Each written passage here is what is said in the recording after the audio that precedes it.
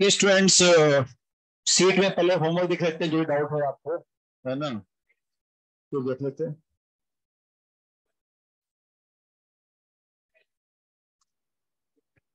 तो सीट में एक्सरसाइजेस में देख लेते हैं S1 O1 जो भी होमवर्क था, है ना, फिर आगे कंटिन्यू करते हैं। तो S1 एक्सरसाइज में बताओ भाई, 30 नंबर S1 में 30 देख लो भाई, 30 30।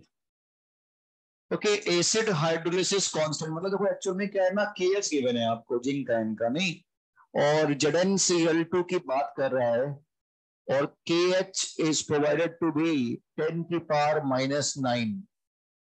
अब सबसे पहले ये देखो कि भाई इसमें इसका पीएच बताने का बोल रहा है, इसका आप केबी भी निकाल सकते हो। केएच होता क्या है, KW/KB, है ना, बेसिक डिसोसिएशन कांस्टेंट। ये कितना आ जाएगा अगर मैं इसको देखूं तो इन दोनों से मिला के 10⁻⁹ -14/KB, तो केबी तुम्हारे पास आ जाएगा 10⁻⁵ का, है ना, क्योंकि सेकंड होगा ना, KB2 आएगा यहाँ पर, KB1 तो आएगा नहीं, KB2 आने वाला है, क्योंकि ये डाई बेसिक एसिड का मतलब डाई एसिडिक बेस है। किससे आ रहा है, ZnOH का होल ट्वाइस और HCl से, है तो कंप्लीट सॉल्ट, है तो कंप्लीट सॉल्ट, इनकम्प्लीट थोड़ी ना है। तो कंप्लीट सॉल्ट में हम पीएच का फॉर्मूला क्या लगाते हैं, ये स्ट्रॉन्ग एसिड है, तो pH equal to 7 minus half of PKB last वाला, माइनस हाफ लॉग C। अब ये केबी तुमने निकाला है, 2 ही नंबर आएगा, उसको एक कर लेंगे यहाँ पे, है ना। अच्छा, -9 रख दिया यहाँ पर, तो वो तो KH है ना, तो केबी निकले निकल करेंगे। और बताओ भाई, S2 में फोर्थ वाला, सेकंड वाला भी और फोर्थ वाला भी, सेकंड फोर्थ फिफ्थ तीन है, ठीक है भाई, चलो देख लो। देखो सेकंड में क्या है, पीएच निकालना है 0.1 कैपिटल M एथिलीन डाइमीन का, KB1 KB2 गिवन है, तो KB1 गिवन है, KB2 गिवन है, और एथिलीन डायमीन है। तो बेटा होता क्या है, CH2NH2 और CH2NH2। अगर तुम्हें कंफ्यूजन लगे कि लिखना कैसे है, तो आप क्या करो, उसको अमोनिया मान के सोचना शुरू कर दो, अमोनिया मान के। तो अमोनिया में केबी होता है ना, तो वहां पे जब वाटर से रिएक्शन करवाते हो तो क्या होता है, ये H+ इसका गेन कर लेता है, तो दो स्टेप की रिएक्शन होगी, CH2NH3 प्लस और CH2NH2 प्लस साथ में OH ion, this is KB1, ये KB1 की रिएक्शन लिखी गई है। And the second step is, आप जैसे वहां पे H+ हटाते हो, यहाँ पे H+ स्टेप बाय स्टेप जोड़ना होता है, तो यहाँ पर भी वाटर से हम H+ ऐड कर देंगे, और ये बनेगा क्या, CH2NH3 प्लस, और ये भी बना CH2NH3 प्लस, साथ में OH ion, this is KB2, KB1 KB2। और मेरे पास यहाँ पर हमें ये पता है कि जैसे हम dibasic acid, diacidic base हुआ ये डाई एसिडिक बेस है, सॉल्ट तो है नहीं ये, तो बेस के लिए पीओएच निकालना पड़ता है ना, तो पीओएच का फॉर्मूला हम लगा सकते हैं, half of PKB1 minus log C।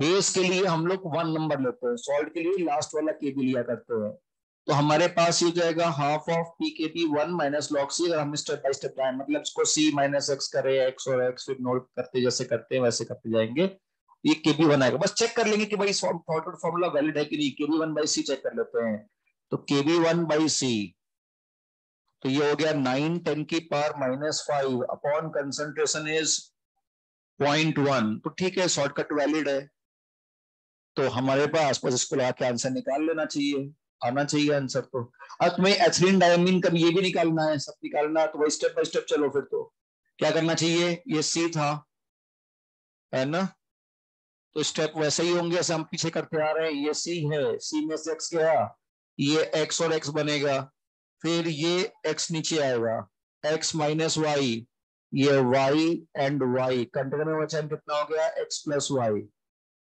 और ये हो जाएगा x minus y, this is approximately equal to x, है ना, जैसे अपन ने पीछे किया है ठीक उसी तरह से अपन करते जाएंगे इसमें। तो kb1 हो गया एक्स स्क्वायर अपॉन सी माइनस एक्स, kb2 हो गया तुम्हारा केवल y, है ना, kb2 y हो गया, यानी पूरा पूरा ये कंसंट्रेशन सीधे आ जाएगा kb2 के बराबर, है ना, ऐसे कुछ करेंगे अपन। तो ये हो गया सेकंड नंबर। फिर फोर्थ पूछ रहे हो आप, तो सल्फाइड आयन कंसंट्रेशन निकालना है in a saturated 0.1 capital M H2S solution to which enough HCl has been added to produce H plus equal to 2 into 10 की power minus 4 capital M। H plus इतना बन जाए 2 10 की power minus 4, K1 K2 given है। तो again इसमें क्या कर सकते हैं हम लोग, उसको देखते हैं। H2S है और HCl है ना, स्ट्रॉन्ग एसिड को तो 100% ब्रेक कर देंगे, और 0.1 कैपिटल H2S है, और टोटल H प्लस इतना है, K1 K2 पता है मुझे, सल्फाइड आयन निकालना है, सल्फाइड आयन निकालना है, K1 K2 पता है, ठीक है। तो हम एक काम करते हैं, HCl को तो हम लोग ब्रेक करेंगे सिंगल एरो से, लेकिन मुझे H प्लस का कुछ पता तो है नहीं कितना है, ठीक है। तो हम H2S को ब्रेक करते हैं, पहला हो जाएगा H plus plus HS minus, और फिर सेकंड स्टेप में H plus plus sulphide ion, इसका K1 हो गया 10 की पावर माइनस 7, दिस इज 10 की पावर माइनस 14, और 0.1 है ये, तो 0.1 माइनस एक्स, ये x और ये x बनेगा, फिर ये x minus y, this will be y and y, this is x minus y, this one is x plus y, है ना, प्लस HCl से आने वाला H प्लस। अब HCl कंसंट्रेशन तो पता नहीं है मुझे कितना है ना, लेकिन मुझे ये पता है कि जो H प्लस टोटल है ना वो कितना आ रहा है, 2 10 की पावर माइनस 4, है ना, ये लिख दिया इसने, टोटल H प्लस इतना आ रहा है 2 10 की पावर माइनस 4 कैपिटल है। ये तो अप्रोक्सीमेटली कितना होगा x, ये भी कितना होगा अप्रोक्सीमेटली x, ठीक है ना, x प्लस वाई प्लस ऐसे, हाँ तो मैं कह रहा हूं ना कि ऐसे HCl का मान लेते हैं z है, ठीक है, ये x plus y plus z है, और सब मिला के इसने इतना दे दिया है 2 माइनस 4 कैपिटल है ना, सब मिला के दिया हुआ है। तो पहला मैं अगर K1 यूज करूं तो 10 की पावर माइनस 7 इक्वल टू 2 10 की power minus 4 into x upon 0.1 minus x. अब K बाई से चेक कर लेंगे, तो एक्स इग्नोरेबल है नीचे वाला, तो बिल्कुल साफ साफ दिख रहा है कि इग्नोरेबल एक्स है, तो यहाँ पे x निकल के आ जाएगा, कितना आ जाएगा, x आ जाएगा 10 की power minus 4 by 2 capital M। फिर सेकंड स्टेप में यूज करेंगे, 10 की पावर माइनस 14 इक्वल टू 2 10 की पावर माइनस 4 इंटू वाई, है ना, डिवाइड बाई x, 10 की पावर माइनस 4 बाई 2, ये तो 4 तो कैंसिल हो जा रहा है, 10 की पावर माइनस 14 बाई 4, तो यानी कि 10 की पावर माइनस 14/4, यही तो निकालना था ना आपको, ये आंसर भी आना चाहिए मेरे हिसाब से, तो ठीक है। तो ये हो गया फोर्थ वाला। फिर पांचवा पूछ रहे हो आप, तो एक्वस सॉल्यूशन है जिसमें एक बेस है RnH2 और एक है बेस NaOH, एक वीक बेस है एक स्ट्रॉन्ग बेस है। तो क्वेश्चन हो गया इसमें एक स्ट्रॉन्ग बेस और एक वीक बेस का कॉम्बिनेशन का, concentration of OH minus is nearly. तो क्या करना पड़ेगा, एक स्ट्रॉन्ग एक वीक है, तो कोई शॉर्टकट मेथड नहीं है, आपको एक को सिंगल एरो एक को डबल एरो से ब्रेक करना चाहिए। तो देख लेते हैं क्या करना पड़ेगा। ओके, तो ये है NaOH, तो NaOH को तो भाई सिंगल एरो से ब्रेक करना ही है हमें, है ना, ये तो हमें पता ही है सबको। Na प्लस एक्वस साथ में क्या बन गया, OH माइनस आयन एक्वस, और बेटा जो NH4 RnH2 है ना, तो RnH2 प्लस H2O, क्योंकि वीक है डबल एरो लगा देंगे। अब ये क्या होता है, अमोनिया की तरह सोच लो, करनी कंफ्यूजन लग रहा है, तो ये H प्लस गेन कर लेगा, क्या बना देगा, RnH3 प्लस एक्वस प्लस साथ में OH माइनस आयन एक्वस, ठीक है ना। अब जो NaOH की कंसंट्रेशन है वो तो पूरी पूरी यहां पर आ जाएगी -4, अब इससे आने वाला कुछ पार्ट ही टूटेगा, तो 0.01 माइनस एक्स, ये बनेगा x और x, ऐसे बताया था ना अपन ने। कंटेनर में OH एंड टोटल कितना हो गया, x प्लस 10 की पावर माइनस 4, तो इसका जो KB है 2 10 की पावर -6 की जो वैल्यू है it is equal to x into x plus 10 की पावर -4 अपॉन 10 की पावर -2 -x। ठीक है, अभी बन रही क्वाड्रेटिक। पहले नीचे वाले x को देख लेते हैं नॉर्मल है कि नहीं है इसके रिस्पेक्ट में। तो 2 10 की पावर -6 डिवाइड बाई 10 की पावर -2, तो शॉर्टकट वैलिड है। नीचे वाले में तो x इग्नोर भी कर सकते हैं, लेकिन ये x अगर इग्नोरेबल है तो भी थोड़ा ना ऊपर वाला भी x इग्नोरेबल हो, तो छोटी वैल्यू है ना, ये बताया था अपन ने। अब हम करते हैं इसको सॉल्व। तो 2 10 की power -6 equal to x square plus 10 की पावर -4x डिवाइड बाई 10 की पावर -2, -8 हो जाएगा। ये क्या आ जाएगा, एक्स स्क्वायर प्लस 10 की पावर -4x -2 10 की पावर -8 इक्वल टू 0। अभी बन गई क्वाड्रेटिक, तो x हो गया -b plus root of B square 10 की पावर -8 प्लस 4ac 8 ना, 8 10 की पावर -8 बाई 2। -4 कॉमन ले लो तो 9 हो जाएगा। 9 का रूट कितना हो गया 3, 3 -1 2, तो 10 पर -4 ही आ रहा है शायद ये नहीं। तो मुझे निकालना क्या है, OHM टोटल निकालना है, दैट इज x प्लस 10 की पावर -4 है, 2 10 की पावर -4 आना चाहिए आंसर, है ना।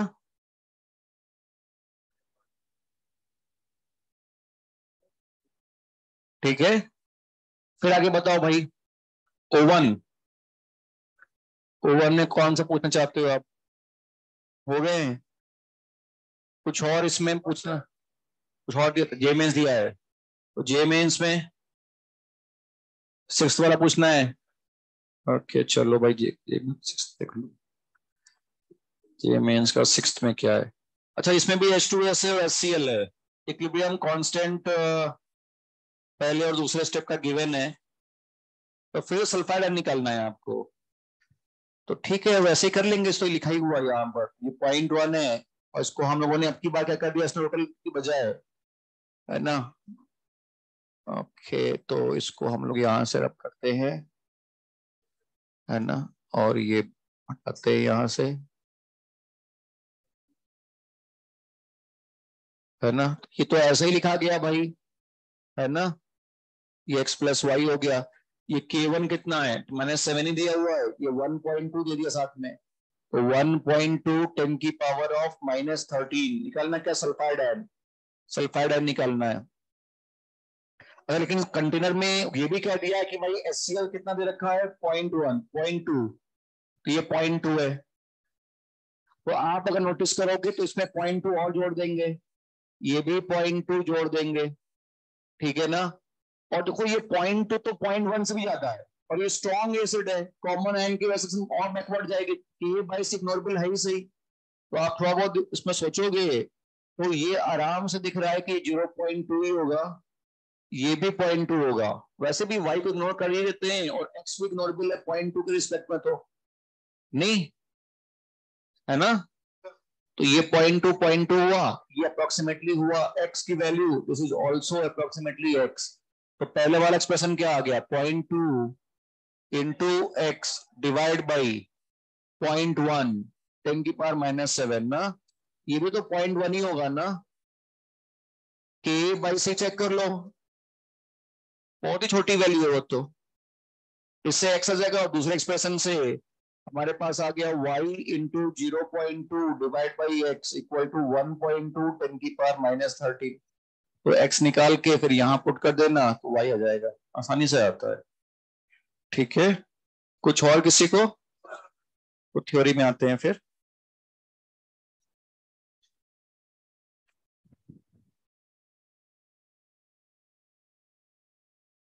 Okay,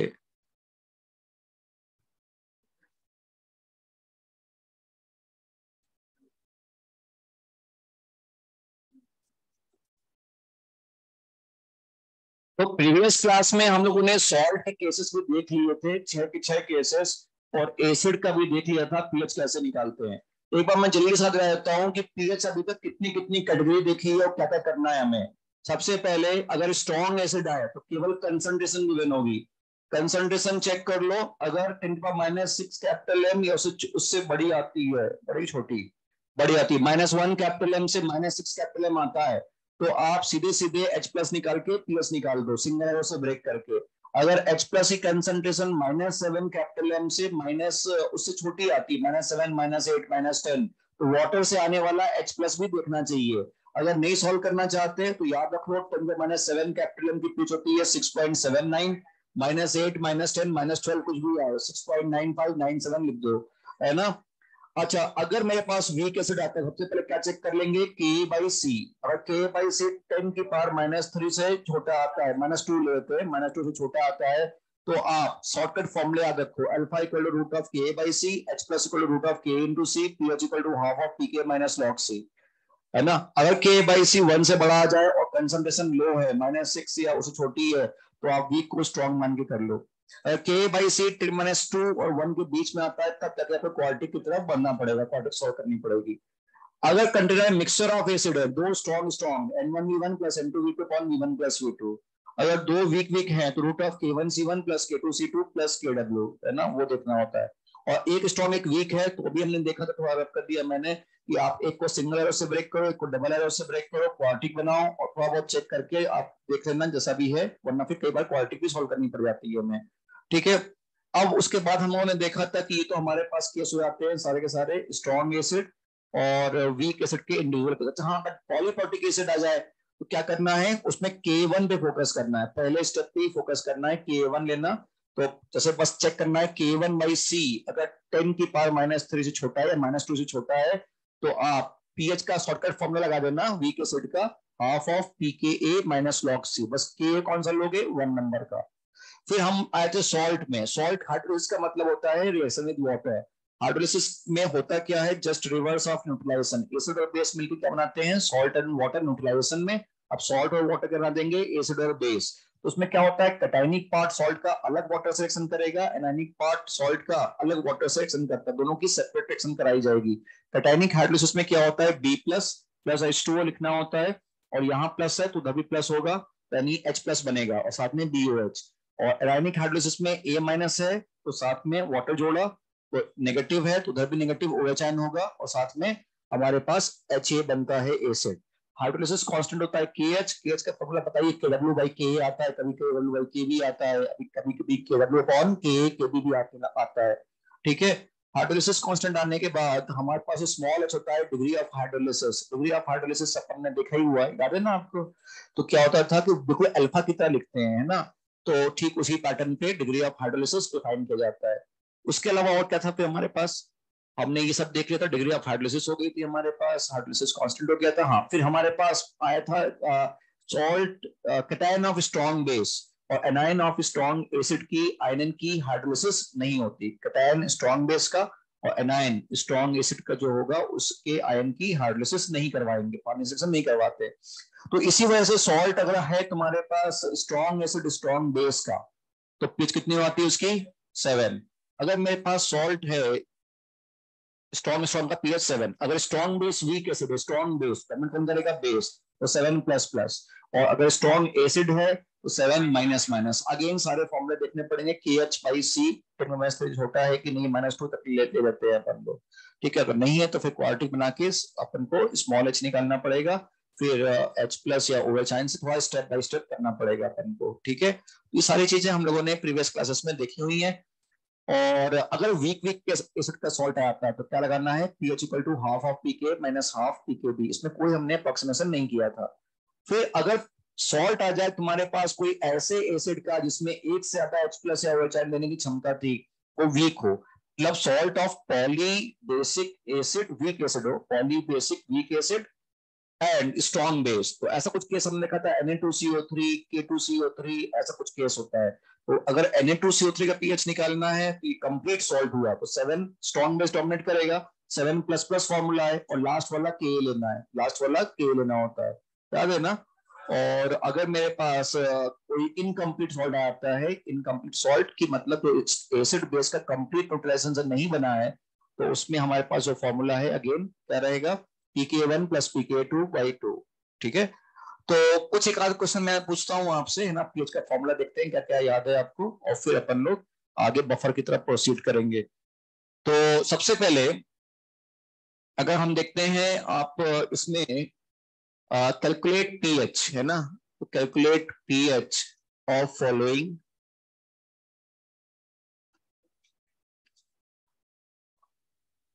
calculate pH of following, और ए पार्ट, इसमें मान लेंगे कि शॉर्टकट वैलिड है ना, शॉर्टकट वैलिड है ना, ये मैं लिखवा दे रहा हूं। तो अपन को सीधे फॉर्मूला सोचना है क्या है ना। तो पहला पार्ट है, अगर आपको Ka1 और Ka2 गिवन है H2CO3 का, ठीक है, H2CO3 का K1 K2 गिवन है, ठीक। अब इसमें पहला part C capital M H2CO3, second part C capital M NaHCO3, और third part C capital M Na2CO3। इनकी पीएच कैसे इंडिविजुअली निकाली जाएगी, है ना, सोचो इसके बारे में। इन सब की पीएच का फॉर्मूला क्या होगा, है ना, सीधे फॉर्मूला लिखना है, शॉर्टकट वैलिड है, ये मान के अपन कर रहे हैं यहाँ पे।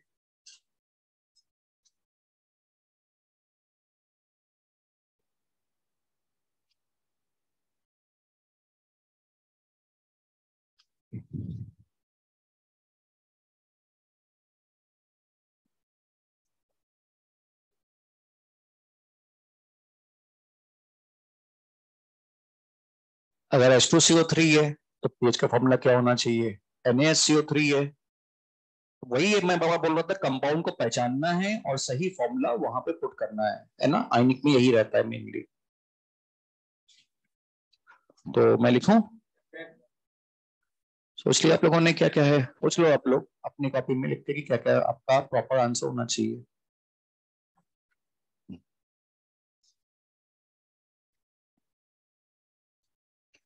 तो जैसे पहले केस में अगर C कैपिटल M H2CO3 है, तो कंटेनर में H2CO3 ये क्या है, एसिड है, बेस है, सॉल्ट है, क्या है, एसिड। ये तो हुआ वीक एसिड। तो वीक एसिड है, तो सबसे पहले हम फॉर्मूला क्या लगा देंगे, पीएच का फॉर्मूला क्या होना चाहिए यहाँ पर, half of pKa1 minus log C, क्योंकि वीक एसिड में K1 लेना होता है। तो ये half of pKa1 minus log C, है ना। तो शॉर्टकट वैलिड है, ये मान लिया, सब आपने चेक कर लिया, उसके बाद की बात। सेकंड वाला केस NaHCO3, ये क्या है, एसिड है, बेस है, सॉल्ट है तो सॉल्ट, इनकम्प्लीट है कि इनकम्प्लीट है, इनकम्प्लीट, ये इनकम्प्लीट सॉल्ट है। तो इनकम्प्लीट सॉल्ट की वजह से आप इसका पीएच का फॉर्मूला क्या लगा दोगे, pKa1 plus pKa2 divide by 2। और थर्ड वाला केस में Na2CO3 दिखाई पड़ जाए, तो ये क्या हुआ, कंप्लीट सॉल्ट। और अगर ये कंप्लीट सॉल्ट है तो पीएच का formula 7 plus plus, strong base का सॉल्ट है, तो 7 प्लस हाफ ऑफ कौन सा, pKa3 plus half log c. हाँ, इसमें 2 आएगा, pKa2 plus half log C, है ना। तो ये ध्यान देना है, सॉल्ट कंप्लीट सॉल्ट में लास्ट वाला के, एसिड में पहला वाला के, है ना। तो इन पॉइंट पे थोड़ा फोकस करना होगा हमें, ठीक है, कि किस तरह से हमें लेना है। और ये इनकम्प्लीट सॉल्ट है तो pK1 प्लस pKa2/2, ठीक है। तो डेटा एक ही ऐसे नजर आएंगे सब में, क्वेश्चन में एक ही ऐसा कंसंट्रेशन K1 K2 यही सब मिलेगा, बस आपको पहचानना है और सही फॉर्मूला पुट करना है, ठीक। तो हम लोगों ने मैक्सिमम क्वेश्चन कर लिए हैं पीएच वाले, है ना। और अब हमारे पास आता है बफर सॉल्यूशन। एक बार ये बफर सॉल्यूशन कंप्लीट होगा ना, इनके दो फॉर्मूले अभी आज ही हो जाएंगे, तो हमारे पास शायद पीएच के सारे फॉर्मूले हो जाएंगे जिनसे हम पीएच निकालते हैं। उसके बाद बस क्वेश्चन क्वेश्चन देखने हैं अपन को, काफी सारे वैरायटी ऑफ क्वेश्चन कैसे करना है एक डेढ़ क्लास आगे तक। तो पहले तो इसको मैं रब कर रहा हूं, ठीक है, और फिर लिखते हैं heading buffer solutions, buffer solution,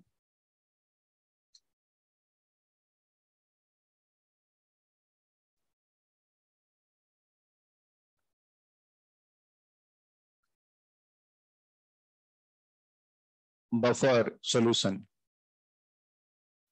देखो, बफर सॉल्यूशन वो सॉल्यूशन होता है जो अपनी पीएच में चेंज होने से रजिस्ट करता है। ऐसा सॉल्यूशन जो अपनी पीएच को चेंज नहीं होने देता जब मैं थोड़ा सा एसिड या बेस मिलाता हूं, है ना। बफर सॉल्यूशन वो सॉल्यूशन होते हैं जो अपनी पीएच को चेंज होने से बचते हैं जब मैंने थोड़ा एसिड या बेस मिलाया। सपोज करो मेरे पास एक सॉल्यूशन है, बफर सॉल्यूशन है, उसकी पीएच है 5। मैंने उसमें इतना एसिड मिलाया कि मेरा एक्सपेक्टेशन था कि पीएच 5 से घट के 3 हो जाएगी, है ना। एक सॉल्यूशन है जिसका पीएच कितना है 5 बफर का, और मैंने उसमें इतना एसिड मिला दिया है कि मेरा तो एक्सपेक्टेशन है कि भाई पीएच 5 से घट के 3 हो जानी चाहिए। अब होता क्या है, पीएच घटेगी तो सही, लेकिन वो 5 के बजाय 4.8 4.85 थोड़ा सा घटता है। जितना एक्सपेक्टेशन है उससे बहुत कम पीएच में चेंज होता है। कहना गलत है कि पीएच में चेंज ही नहीं होगा, पीएच में चेंज होगा, लेकिन एक्सपेक्टेशन से बहुत कम होता है। तो ऐसा सॉल्यूशन जो अपनी पीएच को चेंज होने से बचता है वो कहलाता है बफर सॉल्यूशन। क्यों नहीं होता, कैसे पीएच रुक जाती है, चेंज नहीं होती, अपन आगे देखेंगे। पहले इसका स्टेटमेंट लिखो। लिखो बफर सॉल्यूशन, हेडिंग है, लिखो solution which resist, solution which resist change in its pH value, solution which resist change in its pH value, change in its pH value when small amount of acid or base is added to it. Solution which resist change in its pH value when a small amount of acid or base is added to it. When a small amount of acid or base is added to it. अच्छा, क्यों जरूरत पड़ती है buffer solution की? इसका भी एक reason है। होता क्या है, इंडस्ट्रीज में खास तौर पे इसका सॉल्यूशन का जो बफर सॉल्यूशन है इसका यूज आता है।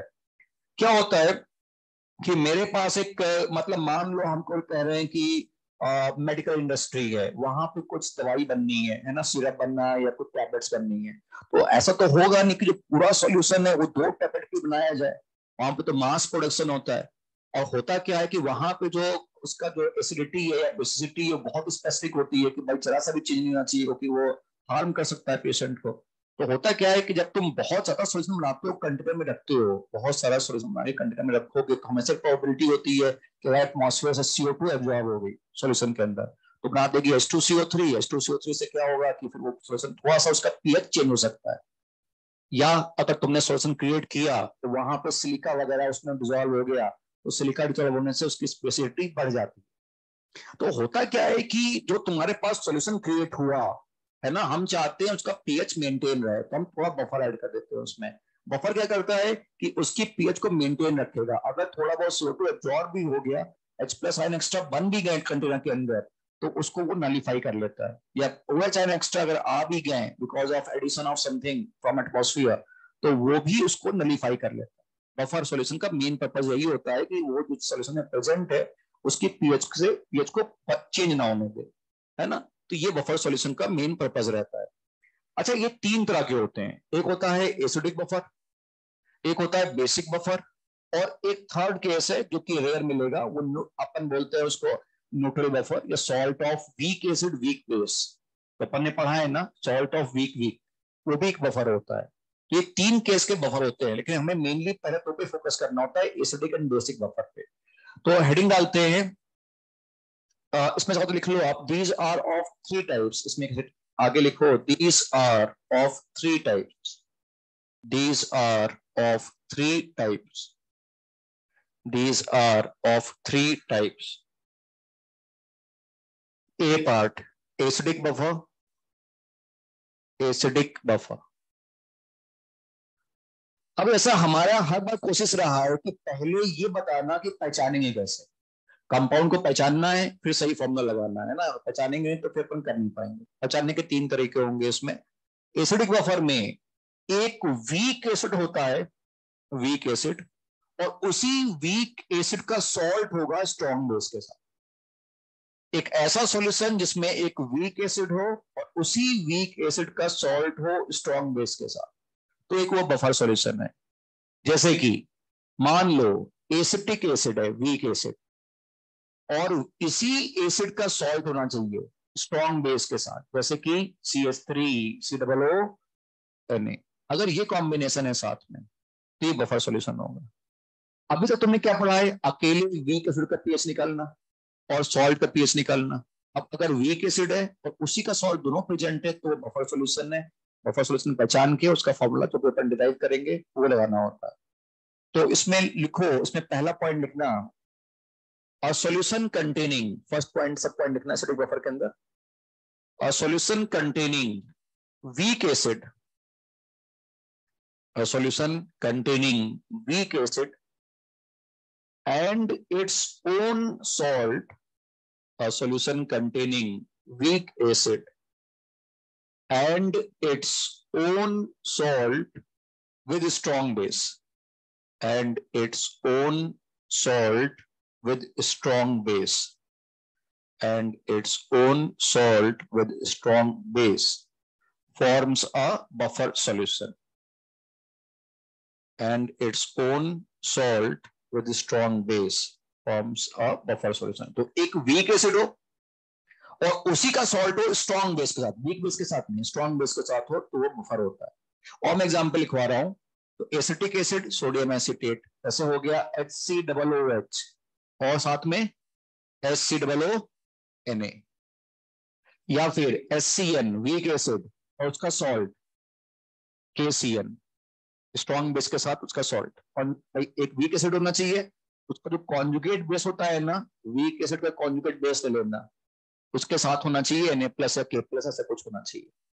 जैसे कि और एग्जांपल देता हूं, H2CO3 है वीक एसिड और इसका सॉल्ट स्ट्रॉन्ग बेस के साथ, इसका सॉल्ट तो Na कॉन्जुगेट होना चाहिए, कॉन्जुगेट बेस का NaHCO3, Na2CO3 नहीं, NaHCO3। ऐसे अगर NaHCO3 आ गया, ये भी एसिडिक सॉल्ट है, तो साथ में इसका Na2CO3, ये Na को भूल जाना एक मिनट, ये वीक एसिड हुआ HCO3 माइनस आयन और फिर उसका कॉन्जुगेट बेस कार्बोनेट आयन का सॉल्ट स्ट्रॉन्ग बेस के साथ, ये भी एक बफर है। जैसे कि मान लो फॉस्फोरिक एसिड के कितने बफर बन जाएंगे, 3, H3PO4 और एक हटा दो इसका, तो NaH2PO4, फिर NaH2PO4 और साथ में Na2HPO4 इसका कॉन्जुगेट बेस है ना, फिर Na2HPO4 प्लस Na3PO4, ये 3 इसके बफर बन जाते हैं। फॉस्फोरिक एसिड में 3 बफर होते हैं, नोट कर लो इसको। तो पहचानना है, एक वीक एसिड दिखाई पड़े और उसी का सॉल्ट हो स्ट्रॉन्ग बेस के साथ, वो बफर होगा।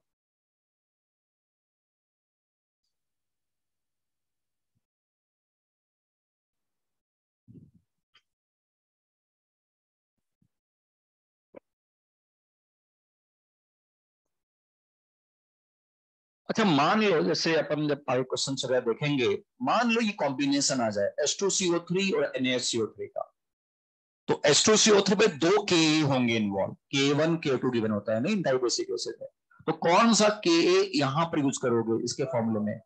H2CO3 से HCO3 माइनस पहला H प्लस इन्वॉल्व है ना, तो Ka1 लेंगे, और यहाँ पे HCO3 माइनस से कार्बोनेट आयन है तो Ka2, तो ये भी लिख लेना है ना, अभी जब क्वेश्चन आएगा समझ में आ जाएगा कैसे यूज करना है। तो पहले वाले फॉस्फोरिक एसिड में पहला वाला K1, देखो पहला H प्लस इन्वॉल्व है, सेकंड में दूसरा H प्लस इन्वॉल्व है, तो यहाँ पे K2 और इसके फॉर्मूले में K3 लिया जाएगा, है ना, K1 K2 K3। ठीक, दूसरा तरीका पहचानने का क्या है कि अगर कंटेनर में वीक एसिड हो और उसी का कॉन्जुगेट बेस हो, केवल वीक एसिड हो और कॉन्जुगेट बेस हो, है ना, लेकिन दोनों के सोर्सेस अलग अलग होने चाहिए। ऐसा नहीं कि जो कॉन्जुगेट बेस है, जैसे मैं कह रहा हूं मेरे पास कंटेनर में वीक एसिड है एसिटिक एसिड और साथ में कॉन्जुगेट बेस,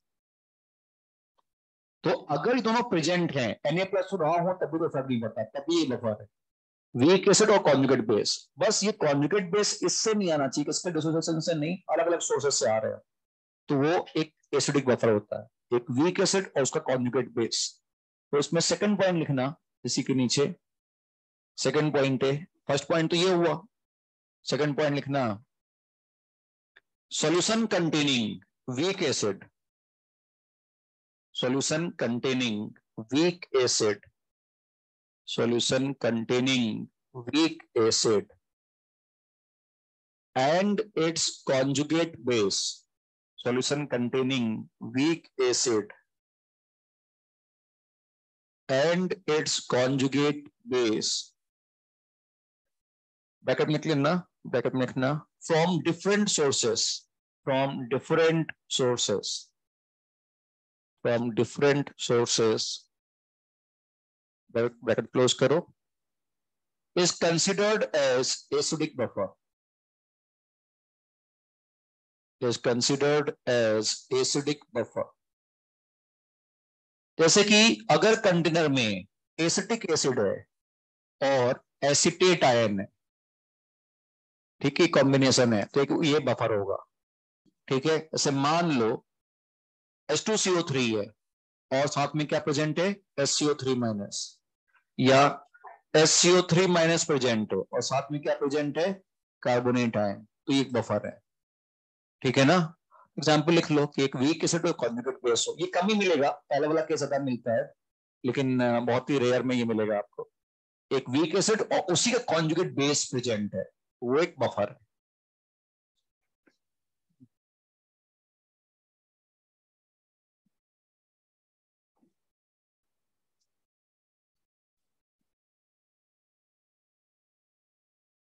और तीसरा तरीका पहचानने का है ना, अब देखो ये तीसरा तरीका है ना, वो हम लोग अब यहां से स्टार्ट कर रहे हैं और ये अगली 2 क्लास तक चलने वाला है, कुछ नया चीज हम पढ़ाने वाले हैं, है ना, टाइट्रेशन वाला पार्ट है, जिसमें एसिड बेस मिक्स करेंगे। अभी तक हमने कभी भी एसिड बेस के क्वेश्चन को नहीं किया कि एक साथ मैंने दोनों को मिक्स कर दिया।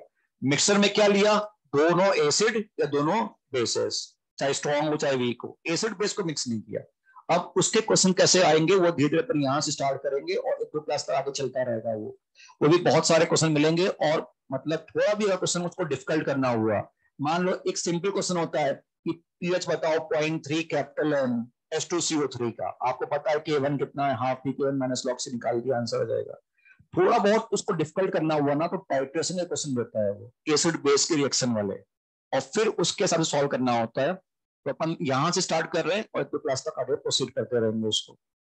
तो इसमें जो थर्ड कैटेगरी है एसिड और बेस मिलाने वाली, अच्छा एक चीज हमेशा याद रखना, इसका प्रॉपर रीजन भी है, होपफुली शायद अपन आज ही क्लास में देखेंगे या अगली क्लास में देखेंगे। जब भी एसिड बेस मिलाया जाए आपको सिंगल एरो से पूरी रिएक्शन करवानी होती है, सिंगल एरो से, सॉल्ट प्लस वाटर।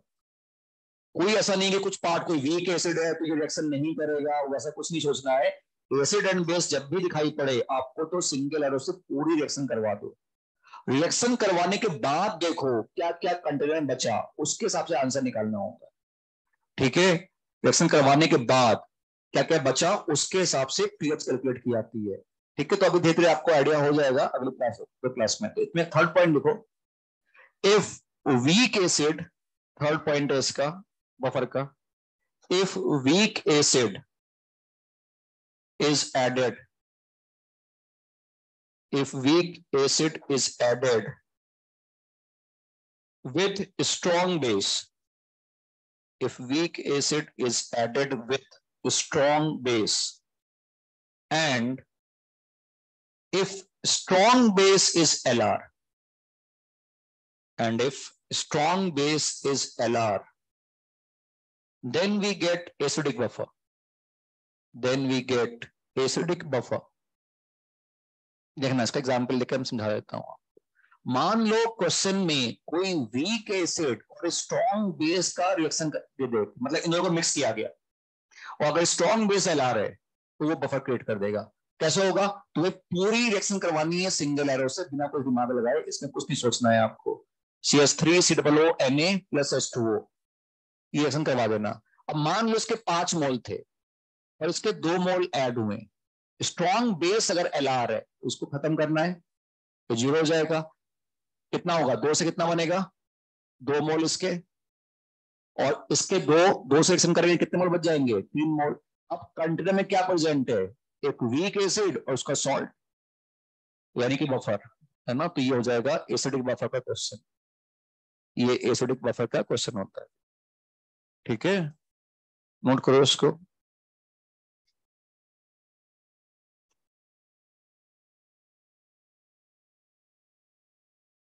अगर वीक एसिड में स्ट्रॉन्ग बेस कभी भी आए ऐड करता हुआ और स्ट्रॉन्ग बेस अगर एलआर हुआ तो वो बफर का क्वेश्चन बन जाएगा, है ना। इसको याद रखने की जरूरत नहीं है, आपको धीरे धीरे एक दो क्लास अगली क्लास तक पूरा क्लियर हो जाएगा कैसे करना है।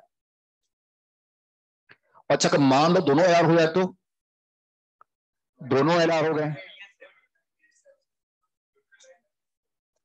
दोनों एलआर होंगे तो क्या हो, दोनों खत्म।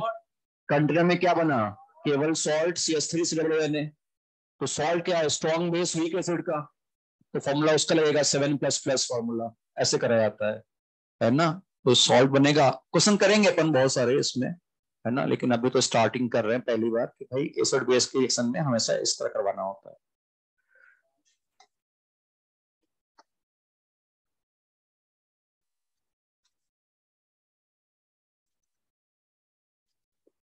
ठीक है, इसको करवाने का कोई रीजन भी है, पूरी रिएक्शन करवाने के रीजन भी है, आज की क्लास में शायद होपफुली अपन पहुंच जाएंगे वहां तक। तो बेटा ये तो 3 तरीका होगा पहचानने का, वीक एसिड हो उसका सॉल्ट प्रेजेंट हो, या वीक एसिड हो उसका कॉन्जुगेट बेस प्रेजेंट हो अलग अलग सोर्सेस से, या फिर वीक एसिड स्ट्रॉन्ग बेस के साथ मिलाया जाए और अगर ये एलआर है तो हमारा एसिडिक बफर क्रिएट हो जाएगा, है ना, और फिर उसके हिसाब से सॉल्व करेंगे बफर के हिसाब से। तो अब इसके देखते हैं पीएच कैलकुलेशन, है ना, ये तो देख लिया पहचानेंगे कैसे, अब देखते हैं पीएच कैलकुलेशन कैसे की जाएगी। तो लिखना है heading pH calculation of acidic buffer, pH calculation of acidic buffer, pH calculation of acidic buffer। बेटा क्या करना होगा, देख लेना यहाँ पे एक बार, दो चीजें प्रेजेंट होंगी कंटेनर में, क्या होगा, एक वीक एसिड और उसका सॉल्ट स्ट्रॉन्ग बेस के साथ। तो डेटा, अगेन डेटा देखना पड़ेगा, वीक एसिड में क्या क्या गिवन होगा, एक तो सी कंसंट्रेशन और साथ में उसका के गिवन होगा, वीक है तो 100% के होगा, वरना तो कुछ नहीं हो पाएगा सॉल्ट। और सॉल्ट में क्या गिवन होगा, केवल उसी कंसंट्रेशन, सॉल्ट की कंसंट्रेशन, सॉल्ट तो स्ट्रॉन्ग ही है। तो हम क्या करेंगे, हमें पता ही है सॉल्ट स्ट्रॉन्ग सिंगल एरो से ब्रेक करना है, ये वीक है डबल एरो से ब्रेक करना है, और फिर वैसे पीएच का निकालेंगे करके दिखाया। तो मैं जो सॉल्ट है उसको तो अपन सिंगल एरो से ब्रेक करेंगे, हमेशा स्ट्रॉन्ग मानते हैं उसको, और साथ में क्या बना Na+H+। और जो ये वीक है ना एसिटिक एसिड, उसको हम लोग डबल एरो से ब्रेक करेंगे, ये क्या हो जाएगा CH3 से डबल H+ और साथ में H+ आयन H+। ठीक, और फिर हमारे पास जो सॉल्ट की कंसंट्रेशन थी वही एसिटेट की कंसंट्रेशन हो गई C2। यहाँ पे C1 था एसिड, उसमें से कुछ पार्ट खत्म होगा, है ना, 100% खत्म नहीं, डबल एरो है तो कुछ पार्ट खत्म। कितना कंटेनर में हो गया ये X+C2। एम है पीएच निकालना, पीएच की मुझे क्या चाहिए H+H+ कितना है x कैसे निकलेगा, के की मदद से। तो बस इसका के गिवन है, क्वाड्रेटिक बनेगी और देखते हैं क्या हो सकता है उसमें आगे सॉल्व करने के लिए। तो हमने इस तरह लिखा, इसका एम है H+ निकालना यानी के ए। के ए कैसे यूज करेंगे, इसका product C2 + x into x divide by C1 - x। अब बन रही क्वाड्रेटिक, तो फिर से वही के ए 1 लिखा था, के लिखा है के है, तो के ए बाई C1।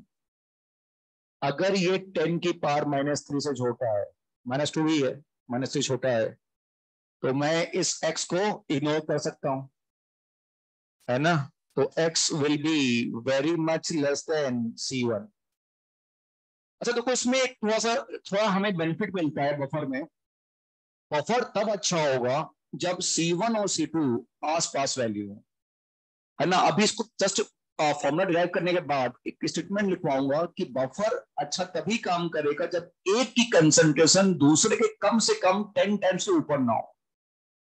मतलब अगर ये 0.1 है तो ये 1 हो या 0.01 हो, एक की कंसंट्रेशन दूसरे के अगर 10 टाइम्स से ऊपर चली गई तो फिर बफर अच्छा काम नहीं करता। और सबसे बेस्ट बफर कब है, जब दोनों बिल्कुल सेम कंसंट्रेशन C1 C2 बराबर हो, तब बेस्ट बफर होता है। और अगर फिर भी हमें बहुत मुश्किल है बेस्ट बफर पाना, तो एक की कंसंट्रेशन दूसरे के 10 टाइम्स के ऊपर तो नहीं होनी चाहिए। तो ये C1 C2 कंपेरेबल होते हैं ऑलमोस्ट। तुम्हें मैक्सिमम क्वेश्चन में ऐसा अपने पास वो वाला जैसे क्वेश्चन होते हैं ना हमारे पास कोई एक्सप्रेशन देखोगे तो एक वीक एसिड और एक स्ट्रॉन्ग एसिड वाला केस कुछ टाइप का दिखाई पड़ रहा है। एक वीक एसिड एक स्ट्रॉन्ग एसिड ऐसा कुछ एक्सप्रेशन है। लेकिन उसमें क्या होता था कि एक की कंसंट्रेशन हो सकता है -2 कैपिटल एमओ, एक की -5 कैपिटल एमओ। यहाँ पे इतना डिफरेंस नहीं रख पाते कभी भी। एक अगर 0.1 है तो दूसरा 0.2 होगा, ऐसा आसपास की वैल्यू होती है। तो इस वजह से अगर x C1 के कंपेरेटिवली काफी छोटा है तो most of the time 99.9% time ये x जो है वो C2 से भी छोटा होगा, as C1 and C2 are comparable. ये कंपेरेबल होते हैं, बहुत बड़ी डिफरेंस नहीं होती इन दोनों में कभी भी, है ना। और ड्यू टू कॉमन आयन भी लग रहा है यहाँ पे, तो कॉमन आयन की वजह से सेकंड वाली बैकवर्ड भी जाती है। तो ये x नॉर्मली बहुत ही कम होता है, लेकिन फिर भी एक बार चेक कर लेंगे अपन, -2 से देख लेंगे। लेकिन फिर भी मैक्सिमम टाइम आपको फॉर्मूला सीधे यूज कर पाएंगे। बाकी सब में भी क्या होता है कि कई बार फॉर्मूला नहीं यूज कर पाते, इसमें शायद ही कोई एक आध क्वेश्चन हो जहां पे आप फॉर्मूला ना यूज कर पाओ।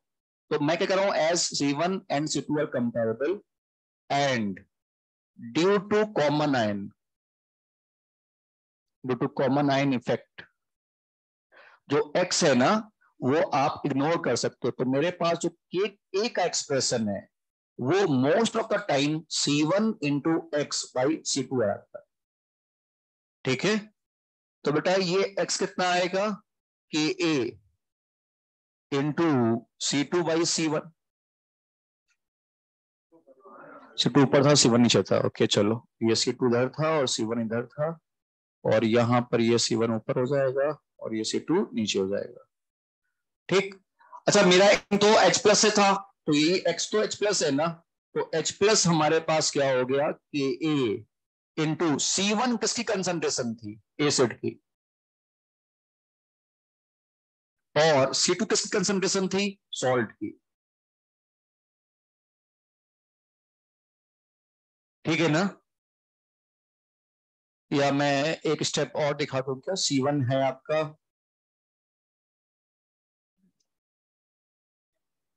ठीक है, तो इसको थोड़ा सा क्लियर करने के लिए C1 बोल देता हूं मैं, इसमें वो हो गया एसिटिक एसिड कंसंट्रेशन, और C2 क्या हो रहा है हमारे पास, एसिटेट आयन की कंसंट्रेशन, CH3 C+O- देखो ना यहाँ पे ऐसा समझ रहे हो ना, ये x प्लस C2 क्या हो गया, अप्रोक्सीमेटली C2, और ये C1 माइनस अप्रोक्सीमेटली क्या हो गया, C1, है ना। तो सारा का सारा जो C1 है वो कहां से आ रहा है, एसिड से, और जो C2 है नेगेटिव आयन वो कहां से आ रहा है, सॉल्ट से।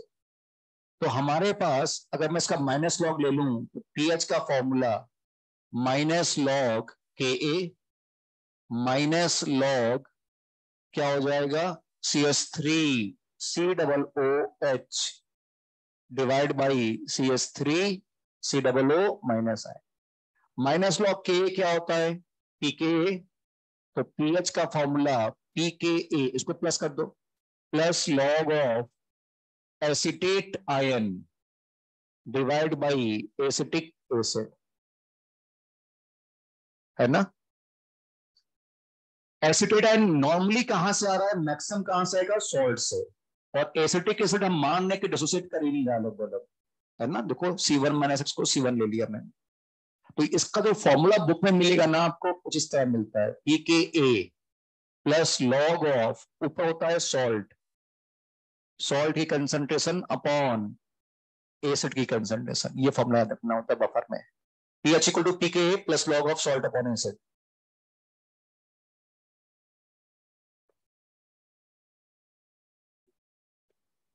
है ना। या हम लोग क्या कहते हैं, याद रखने के लिए फॉर्मूला चेंज कर देते हैं इसको, pH equal to pKa plus log of, नीचे एसिड लो, ऊपर उसका कॉन्जुगेट बेस, कॉन्जुगेट बेस लेने को बोलते हैं, नीचे एसिड लो ऊपर कॉन्जुगेट बेस। तो ये सेकंड वाला फॉर्मूला ज्यादा बेटर है याद रखना कंपेयर टू फर्स्ट वन। नीचे एसिड ले रहे हैं, ऊपर से कॉन्जुगेट बेस लेना है, कॉन्जुगेट बेस कहां से आ रहा है, सॉल्ट से आ रहा है, ये मान के करते हैं, है ना, पूरा पूरा एसिड से आने वाला कॉन्जुगेट बेस बहुत ही कम है।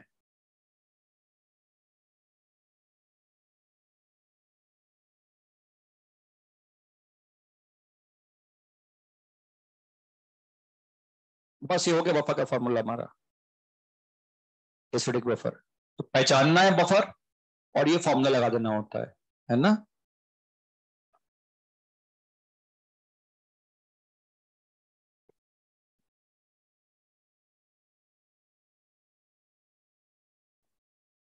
एसिड नीचे, ऊपर कॉन्जुगेट बेस उसका।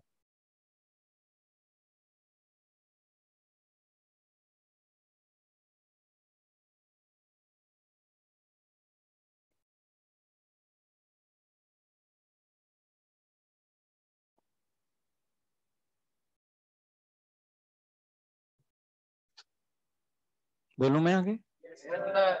तो लेफ्ट हैंड साइड में लिख रहा हूं बफर रेंज, इसकी रेंज होती है बफर की। तो buffer range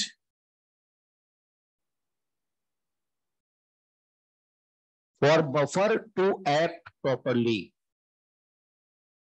for buffer to act properly, अगर बफर को सही ढंग से काम करना है तो सॉल्ट अपॉन एसिड कंसंट्रेशन, इसकी रेंज होती है फ्रॉम 1/10 टू 10/1। एक आयन मतलब एक सब्सटेंस दूसरे के 10 टाइम्स से ऊपर ना हो, उसके अंदर ही होना चाहिए। Salt upon acid concentration should lie between 1/10 to 10/1। ठीक है। अच्छा बफर तभी होगा, अपना पीएच को चेंज होने से रेजिस्ट करेगा तभी, जब एक ही कंसंट्रेशन दूसरे के 10 टाइम्स हो या उसके अंदर ही हो, उसके ऊपर नहीं होनी चाहिए। तो अगर सॉल्ट अपॉन एसिड या मतलब कॉन्जुगेट बेस बोल सकते हो, सॉल्ट अपॉन एसिड कंसंट्रेशन अगर मान लो 10:1 है, तो उस वक्त पीएच कितना होगा सॉल्यूशन का? PH equal to P K A plus log of salt upon acid 10/1। तो उस वक्त सॉल्यूशन की पीएच कितनी होगी? पी के ए +1, है ना। और अगर salt upon acid concentration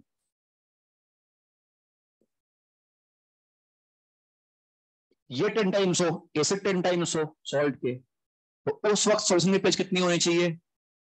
pH equal to P K ए, हाँ, प्लस लॉग ऑफ सॉल्ट हो 1 और एसिड हो 10, तो pH equal to P K A -1, pH equal to P K ए -1। तो बफर रेंज का फॉर्मूला क्या आता है? बफर की जो रेंज होती है ना, वो होता है pH equal to P K ए +-1, ये रेंज होती है बफर की। देखना यहां पर pH equal to P K ए +-1।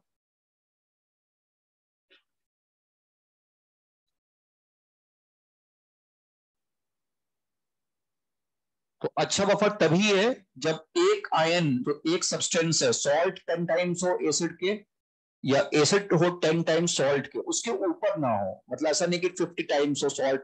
मतलब बफर ऐसा नहीं होना चाहिए कि कंटेनर में पूरा एसिटिक एसिड है और 2 ड्रॉप तुमने डाल दिए सॉल्ट के और कह रहे हो कि बफर बन गया वो। तो भाई कंपेरेबल होता, वरना फिर पीएच अपनी चेंज को रोक नहीं पाएगा, पीएच फिर चेंज हो जाएगी उसके सॉल्यूशन की। तो ऐसा कुछ कहने का मतलब है इसका।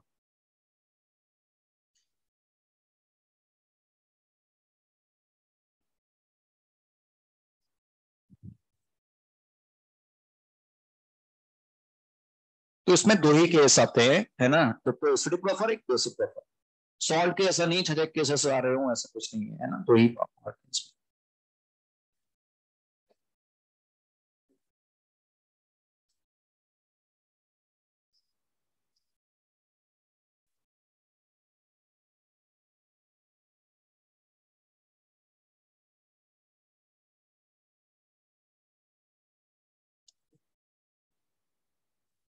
करें आगे। तो बेसिक बफर लिखेंगे, इसके बाद नोट कर लो पहले।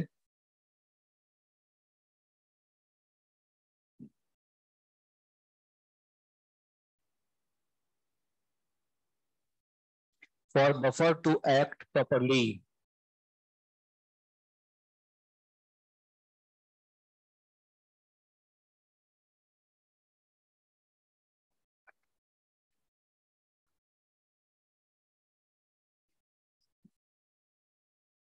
लिखें। कोई लिख रहा है बोर्ड से अभी? करो जल्दी करो।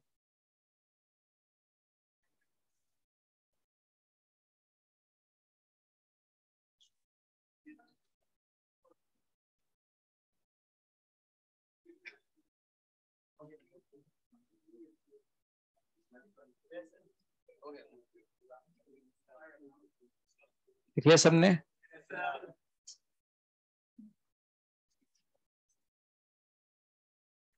लिखेंगे बेसिक बफर, हेडिंग है बेसिक बफर। तो पहले वही पहचानने के तरीके, कैसे पहचानेंगे बेसिक बफर है कि नहीं है ना?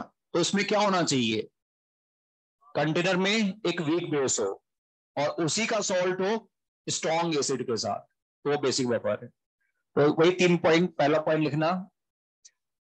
पहला पॉइंट है बेसिक बफर हेडिंग है, बेसिक बफर हेडिंग है, उसमें पहला पॉइंट है solution containing, solution containing weak base, solution containing weak base and its own salt with strong acid.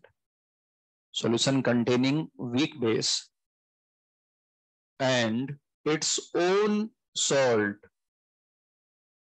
with strong acid ना, with strong acid. इसमें बहुत मतलब एग्जाम्पल्स बहुत सारे नहीं मिलेंगे आपको। सबसे कॉमन एग्जाम्पल है, एक वीक बेस हो अमोनिया और उसी का सॉल्ट हो स्ट्रॉन्ग बेस के, स्ट्रॉन्ग एसिड के साथ, जैसे कि NH4Cl। अच्छा, अमोनिया बोलो या NH4OH बोलो एक ही बात है, पिछले में बता चुका हूं, अमोनिया या NH4OH एक ही बात है। एक वीक बेस हो और उसी का सॉल्ट होना चाहिए स्ट्रॉन्ग एसिड के साथ। ये सॉल्ट है स्ट्रॉन्ग एसिड का और वीक बेस का। जैसे कि मान लो है हमारे पास CH3NH2 और उसी का salt CH3NH3 plus Cl minus, है ना? देखो उसको ब्रेक करो, CH3NH2 और HCl, तो वीक बेस और उसी का सॉल्ट होना चाहिए स्ट्रॉन्ग एसिड के साथ। जैसे कि अगर मान लेते हैं जनरल एग्जांपल RNH2 है, ये क्या हो गया RNH3 प्लस Cl माइनस या NO3 माइनस जो भी होगा एसिड, है ना? एग्जाम्पल लिख लो, ज्यादा इसमें मिलेंगे नहीं, इसमें ऐसा नहीं कि फॉस्फोरिक एसिड से कैसा एग्जाम्पल मिल जाए। तो एक वीक बेस हो और उसी का सॉल्ट होना चाहिए स्ट्रॉन्ग एसिड के साथ, पहचानना पड़ेगा आपको पहले तो, और फिर फॉर्मूले वगैरह यूज करेंगे। कैसे करेंगे आगे देखते हैं, पहले इसको लिख लो आप तीनों examples. Ammonia plus NH4Cl, CH3NH2 और साथ में CH3NH3 प्लस Cl माइनस, ऐसा कुछ।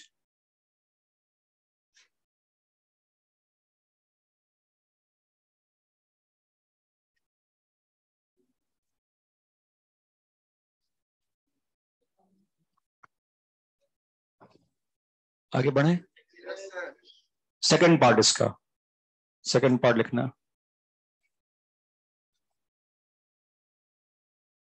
सेकंड पार्ट है बच्चों,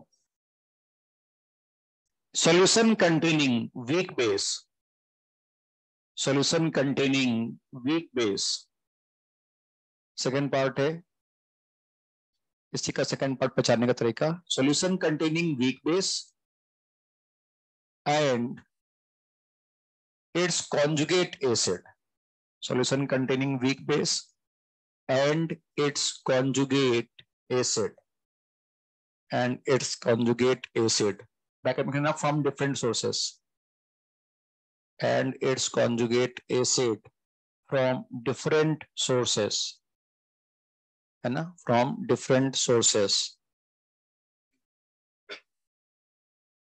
देखना बच्चों, अच्छा सपोज को उसी एग्जांपल लेते हैं, एक वीक बेस हो और उसका कॉन्जुगेट एसिड, कॉन्जुगेट एसिड क्या होगा इसका, H प्लस जोड़ देंगे NH4 प्लस। ऐसे कि मान लेते हैं RNH2 हो और इसका कॉन्जुगेट एसिड क्या बनाते हैं, इसका ऐड करके, तो RNH3 प्लस, बस यही एग्जाम्पल्स हैं, लिख लो इसका एग्जाम्पल। एक वीक बेस और उसका कॉन्जुगेट एसिड, दोनों अलग अलग सोर्सेस से होने चाहिए।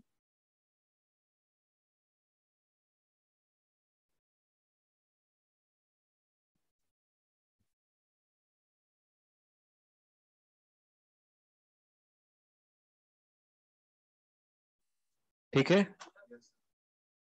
और तीसरा तरीका पहचानने का वही है कि अगर रिएक्शन करवा दे रहे हैं एसिड बेस की, वीक बेस स्ट्रॉन्ग एसिड की रिएक्शन हो और स्ट्रॉन्ग एसिड अगर एलआर हुआ तो बेसिक बफर बन जाएगा। तो इसमें लिखो third point, if weak base is added with strong acid, if weak base is added with strong acid and strong acid is LR, if weak base is added with strong acid and strong acid is LR, then we get basic buffer.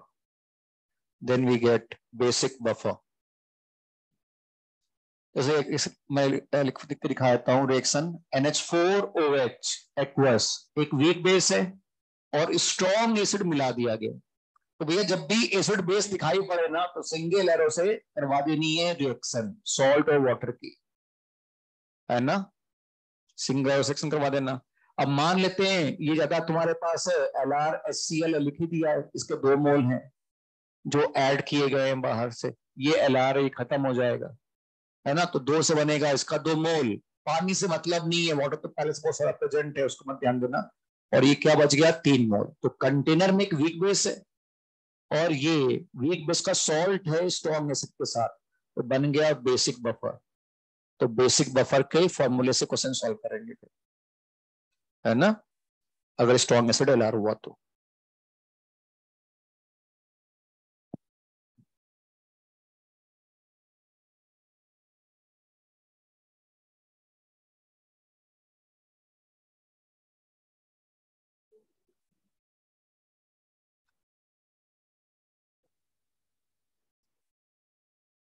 अब इसकी pH देख लेते calculation कैसे करेंगे, pH calculation बस उसके बाद फिर कुछ न्यूमेरिकल्स चालू कर देंगे, पर करना है इसका।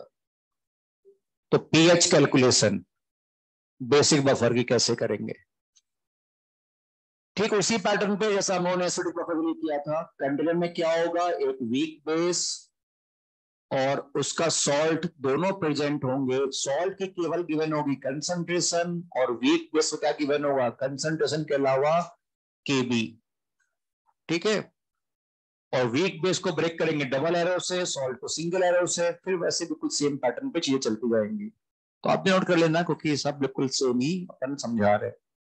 तो क्या करना है बच्चों, NH4Cl एक्वस को सिंगल एरो से ब्रेक करेंगे, NH4 प्लस एक्वस और साथ में Cl माइनस एक्वस। और NH4OH जो है ना ये वीक बेस है, ये तो सॉल्ट है, सिंगल एरो से जाएगा। सॉल्ट हमेशा स्ट्रांग होता है, पहली क्लास में लिखाया था अपन ने। और NH4OH डबल एरो से ब्रेक करना आप, NH4 प्लस एक्वस साथ में OH माइनस आयन एक्वस। अब जो इसकी कंसंट्रेशन है सॉल्ट की वही यहां पर आ जाएगी C2, और जो यहां पर है C1 माइनस एक्स ही होगा, एक्स और एक्स कंटेनर में अमोनियम आयन कितना हो गया x प्लस C2, है ना, सेम वही पैटर्न है। एम है पीएच निकालना, OH आयन चाहिए x से ही होगा, ठीक है, केबी का यूज करेंगे जैसे हम लोगों ने पहले देखा।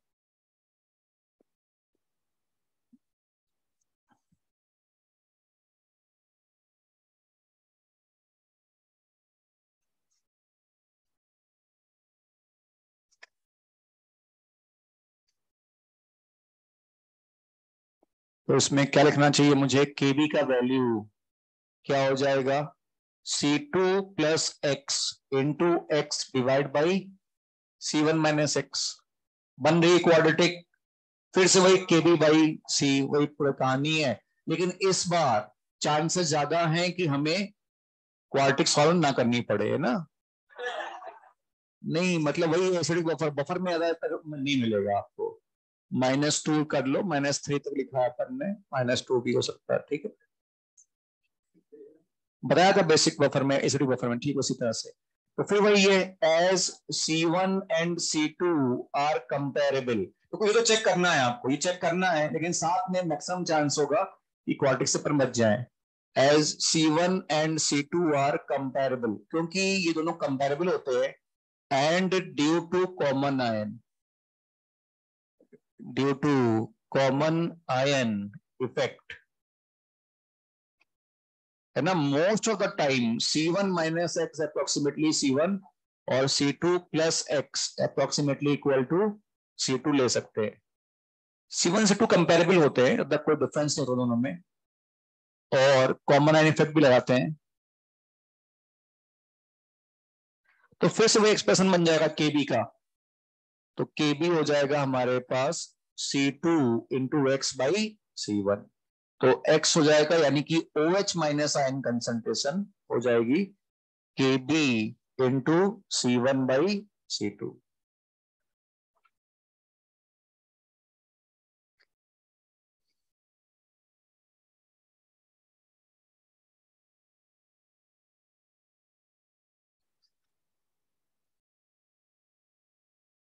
C1 किसकी कंसंट्रेशन है मेरे पास, बेस की, और NH4Cl C2 किसकी है, सॉल्ट की, है ना। तो मैं माइनस लॉग ले लूंगा, तो POH equal to minus log of KB minus log C1 by C2, ऐसे ही कुछ।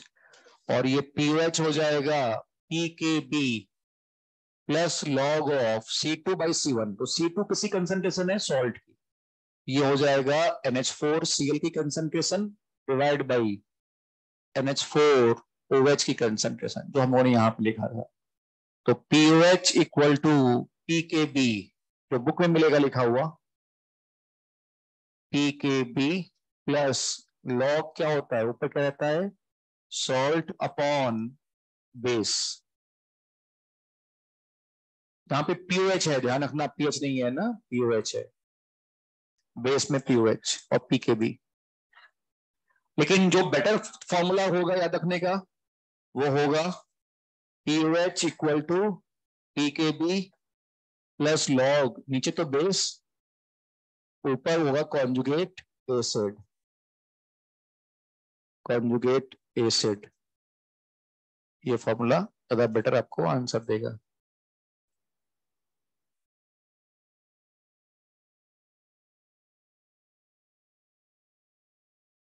और फिर से वैसे ही बफर रेंज मैं सीधे लिख देता हूं, है ना। तो बफर रेंज एक दूसरे के 10 टाइम्स के ऊपर ना हो, बस वही है। तो बफर रेंज क्या हो जाएगी इसमें, POH equal to PKB plus minus 1, है ना। POH equal to PKB plus minus 1, ठीक उसी तरह से।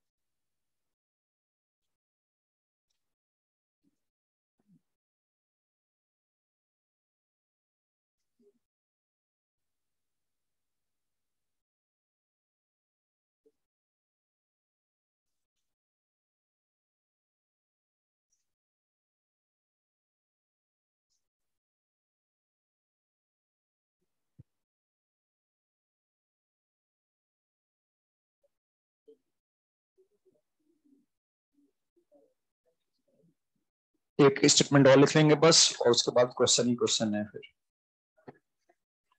लिख रहे हो अभी, हाँ हाँ लिख लो, आराम से लिखो।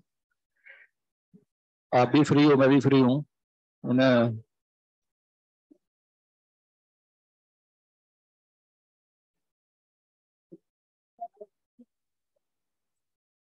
हाँ तो ठीक है, वो आ रहा होगा, आया होगा, पानी नहीं पीने गया होगा।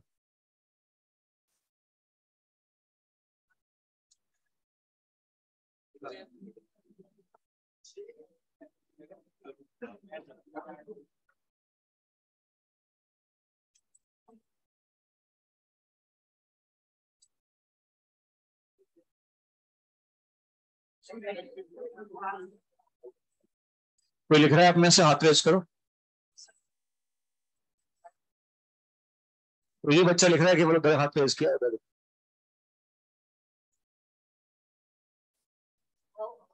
ठीक है, आधा 1 मिनट रुक जाते हैं, लास्ट ही लिख रहा होगा। ठीक है, बहुत ज्यादा नहीं करना अपन को, कर लेने दो। क्या करोगे, 2 मिनट पहले चले जाओ घर में या फिर हॉस्टल में, 5 मिनट पहले, तो क्या होगा, है ना। जाके खाना पीना खाओगे, फिर थोड़ा टहलो वहलोगे, है ना। कौन सा होमवर्क वोमवर्क करने वाले हो, है ना। तो मैच बचाओ तो मैच देखना शुरू कर दोगे, है ना।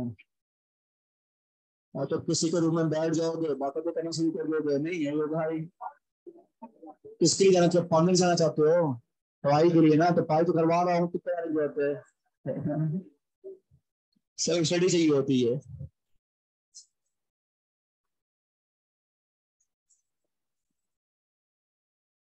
ओके चलो क्वेश्चन करते हैं। चलो इसमें एक स्टेटमेंट लिख लो। और देखो तीसरा जो बफर होता है ना, तीसरा जो बफर है वो याद रखना, salt of week acid weak base होता है ना, वो वीक बफर होता है। तो बस उसको नोट करके लिख लो वहां पर, salt of week acid and weak base. Note करके लिखना, नोट करके लिखो, salt of week acid and weak base also act as buffer. Salt of weak acid and weak base also act as buffer.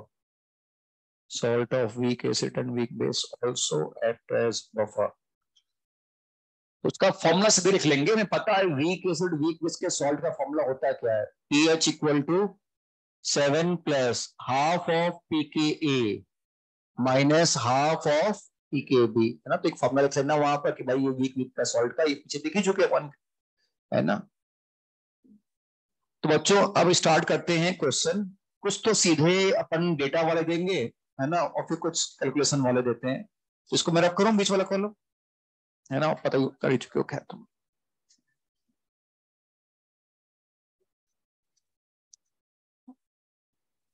तो question है, calculate pH of, calculate pH of, calculate pH of, है ना। एक minute अभी मानना shortcut valid है, pH of bracket में shortcut valid, shortcut valid, है ना, pH of shortcut valid. A part, A part C1 capital M CS3 COOH और C2 capital M CS3 COONA। और बेटा Ka गिवन है CS3 COOH का 10 की पावर -5, है ना। बस फॉर्मूले में वैल्यू रख के सोचना है। तो क्या होना चाहिए भाई, कंटेनर में एक वीक एसिड भी है और उसका सॉल्ट भी है, तो है तो बफर। तो पीएच का फॉर्मूला pKa कितना हो गया, pKa माइनस लॉग के 5 प्लस लॉग ऑफ क्या हो जाएगा C2 बाई C1, ठीक है ना। बी पार्ट लिख रहे हो अभी, ठीक है चलो। C1 कैपिटल M, देखो देखो देखो, C1 capital M CS3 COOH है plus C2 capital M CS3 COO calcium acetate है, और K वही है, Ka वही ले लेंगे 10 की पावर -5। तो फॉर्मूला क्या लगाओगे इसमें, तो बस ध्यान देना 2C2, तो सॉल्ट ही लेना है। अगर तुम सॉल्ट अपॉन एसिड याद रखोगे तब तो सॉल्ट की कंसंट्रेशन कितनी है C2, लेकिन कॉन्जुगेट होता है ना, नीचे होता है एसिटिक एसिड, ऊपर होता है कॉन्जुगेट बेस उसका। उसमें पीएच का formula pKa 5 plus log of, नीचे हो जाएगा C1 ऊपर हो जाएगा 2C2, ठीक है ना। ये ध्यान देना पीएच का फॉर्मूला ये रहेगा, है ना, एसिटेट आयन कॉन्जुगेट बेस, है ना। ये हो गया कॉन्जुगेट बेस, ठीक है ना, कॉन्जुगेट बेस लेंगे। दो एसिटेट आयन है, डाउट है किसी को?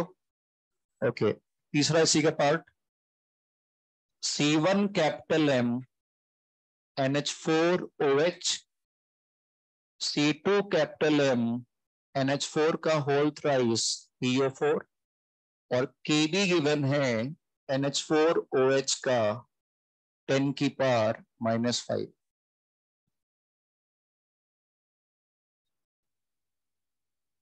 ठीक है सिंपली, लेकिन गड़बड़ी करते बच्चे इसलिए बताते जा रहे हैं कैसे करना है ना।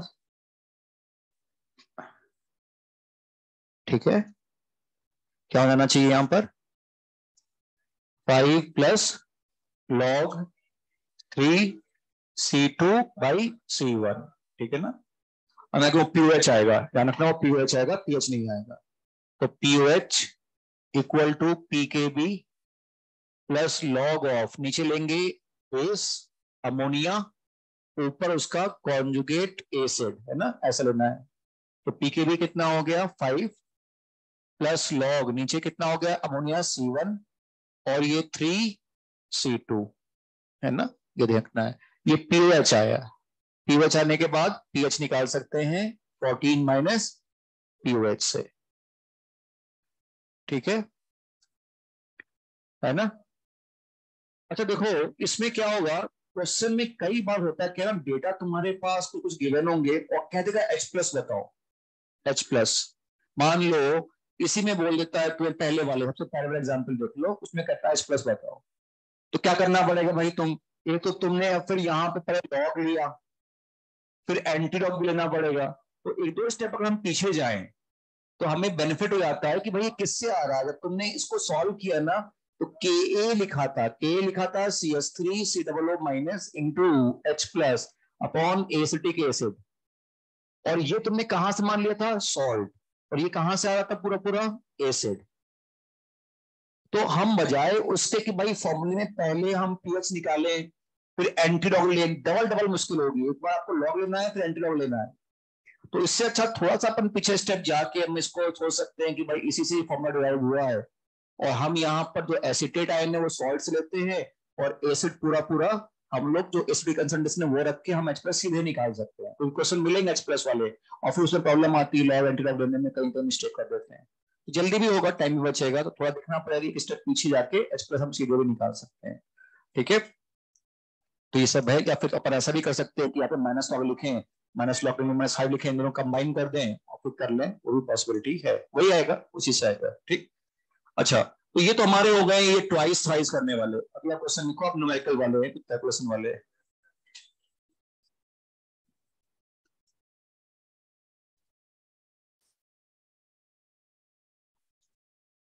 बोलू मैं। 300 ml solution, क्वेश्चन लिखना पहला, 300 ml solution containing 300 ml solution containing 300 ml solution containing 0.1 capital M H2CO3 and 0.2 capital M NaHCO3। Ka1 दिया हुआ है आपको 10 की पावर -7 का, -5 का लिख लेते हैं, चलो -5, और Ka2 लिख लेते हैं 10 की पावर -11 का, Ka2 10 -11 का। देखो पीएच का फॉर्मूला क्या होगा, क्या पीएच कितना आएगा, पीएच ही निकालना है, कैलकुलेट पीएच है ना, क्या लिखना है ना, कैलकुलेट पीएच ना, कैलकुलेट पीएच, कैलकुलेट पीएच लिख लेना है ना।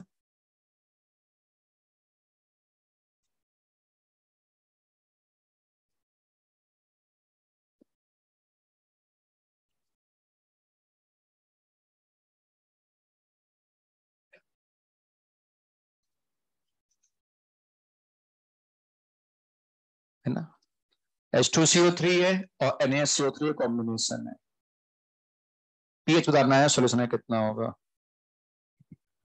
है ना।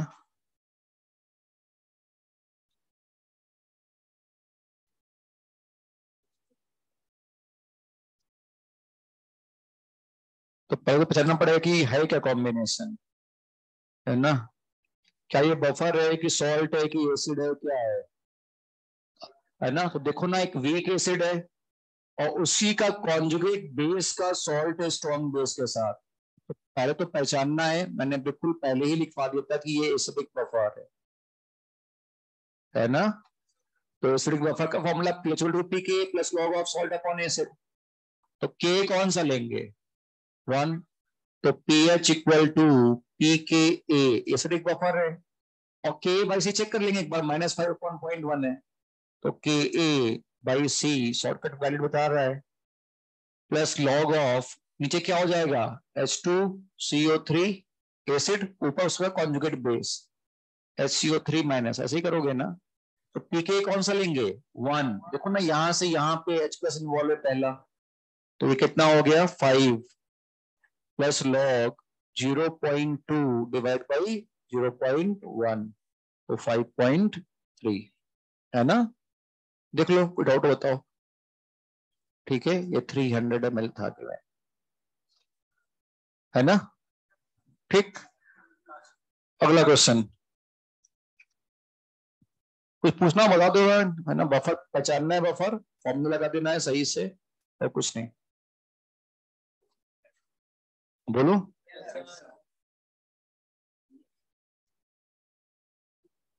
क्वेश्चन है 300 ml 0.1 capital M NaSCO3, 300 ml 0.1 capital M NaHCO3 and 200 ml 0.2 capital M Na2CO3. 300 ml 0.1 capital M NaSCO3 and 200 ml 0.2 capital M Na2CO3 are mixed. Calculate pH of resulting solution. Are mixed, comma. Calculate pH of resulting solution. K1 K2 यही लिख लो जो लिखा हुआ है। K1 10 की power -5 और K2 10 की power -11। तो देखो क्या होगा आंसर।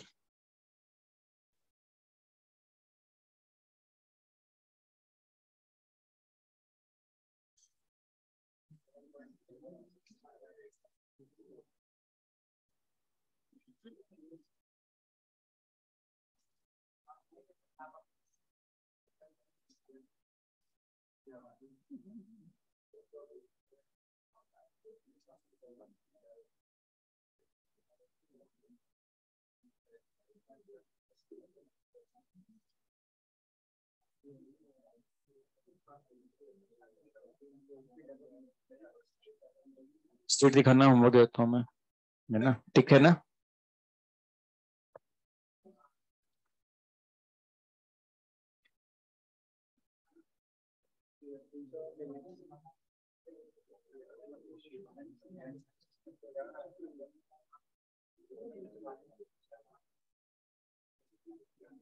थर्टी सिक्स से 31 से 36 कितना आंसर आ रहा है? 11.3 12.1। तो आंसर किसी का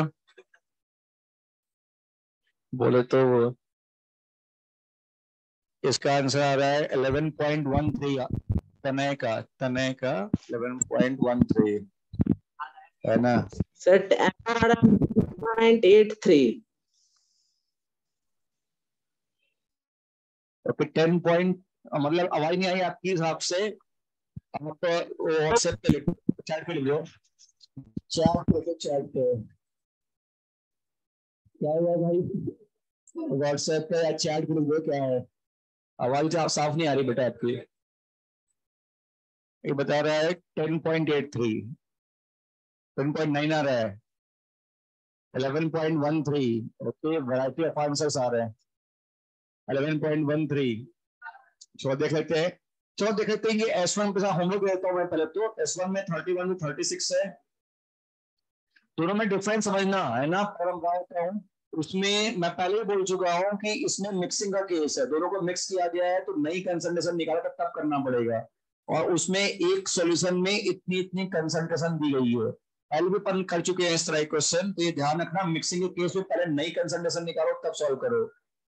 तो होमवर्क मैं दे रहा हूँ, इसको आप लोग नोट करते आना। 9Na3PO4। Okay, right.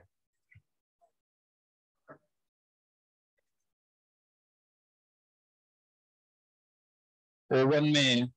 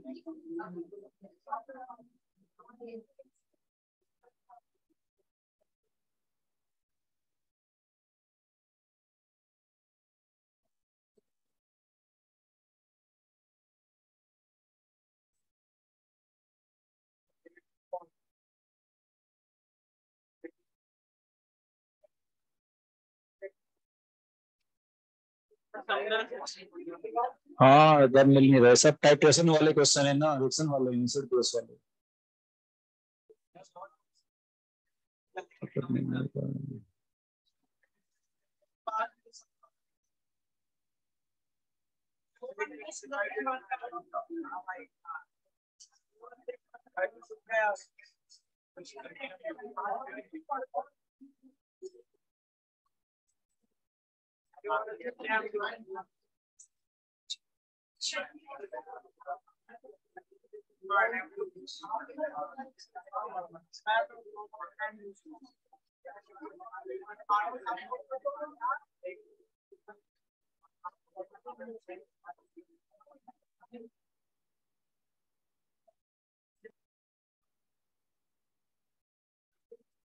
जी एडवांस कुछ भी नहीं करना अभी तक अपन ने, सब तो एसिड बेस वाले ही क्वेश्चन है। 6th मार्क मिल जाएगा, अगर नहीं मिल रहा, 2-3 ही मिल रहे हैं पूरे पूरे। देख लेते कुछ मिल जाए तो। Sodium salt,